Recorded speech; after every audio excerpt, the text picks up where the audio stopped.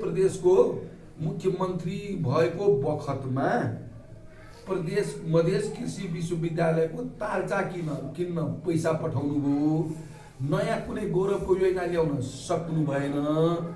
आफ्नै पार्टीलाई बरु विभाजनको कगारमा पुर्याउनु भयो र सम्भवतः उहाँ मध्य प्रदेश सरकार नै चलाउन सक्नु भएन। गाउँपालिकाबाट पनि असफल र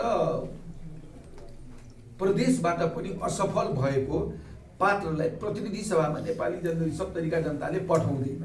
एक अब जहाँसम्म कोसँग भिडन्त कोसँग चुनाव लड्ने सबैको अधिकार छ, तिनीहरूको बारेमा मैले संक्षिप्तमा कुराहरू अघि नै राखिसके। मैले कसैको नामको बारेमा टिप्पणी गर्नुको कुनै औचित्य छैन र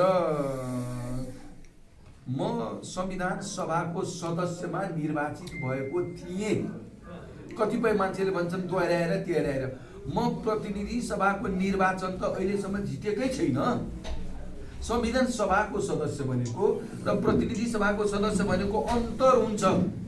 म त्यति बेला संविधान सभाको सप्तरीको क्षेत्र नम्बर 3 मा प्रतिस्पर्धा गरेर जितेको, जनताले जिताएको थियो। अहिले म पछिल्लो चरण सप्तरीको प्रतिनिधि सभा 2 मा म प्रतिस्पर्धा गर्दैछु। पहिले पनि गरे। अब तपाईले माओवादी पार्टी छोड्यो भन्नुभन्दा माओवादी पार्टी नै रहेन, मैले त्यो विघटन भयो। अब पार्टी नै नरहिसकेपछि माओवादी आन्दोलनले उठाएका एजेन्डाहरू र मधेस मुक्ति आन्दोलनसँग जोडिएका एजेन्डाहरूलाई कसले बोकेको छ भन्ने ठाउँमा म उभिएको छु। म त्यहाँ पो प्रवेश गरेको छु त। माओवादी जनयुद्धले पनि मधेसी जनताको आत्मनिर्णयको अधिकार, पहिचान, पहुँचका कुराहरू, यहाँको वर्गीय, सामाजिक, जातीय अन्तर्विरोधका मुद्दाहरू हल गर्ने कुरा गरेको थियो। जसपा नेपालले पनि ती हल गर्ने प्रतिबद्धता जाहेर गरेर अगाडि बढिरहेको छ।